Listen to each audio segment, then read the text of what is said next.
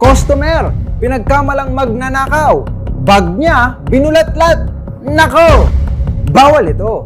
Naranasan mo na bang pagbintangan sa isang grocery store ng isang empleyado at sinabing ikaw raw ay nagnakaw ng item kahit wala naman silang sapat na basehan?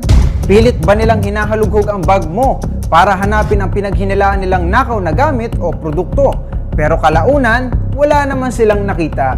Alam nyo ba na hindi tama na sitahin ng isang customer at bulatlatin ang nilalaman ng bag nito para malaman kung mayroon siyang ninakaw na item? Isang kapabayaan ito ng empleyado na nagpumilit bulatlatin ang bag ng customer, lalo na sa harap ng maraming tao dahil isa itong malaking kahihiyan.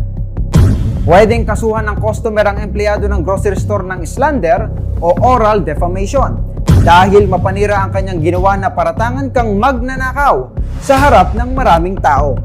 Maaaring makulong ang empleyado ng grocery store ng hanggang 1 buwan o pagmultahin na aabot sa 20,000 pesos. Mayroon pa itong danyos na babayaran dahil ipinahiya ang customer sa publiko.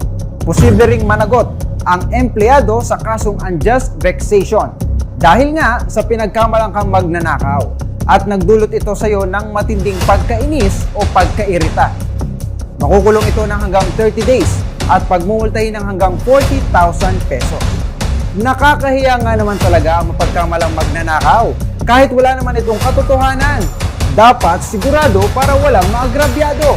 Baka masabihan ka na, nako, bawal ito.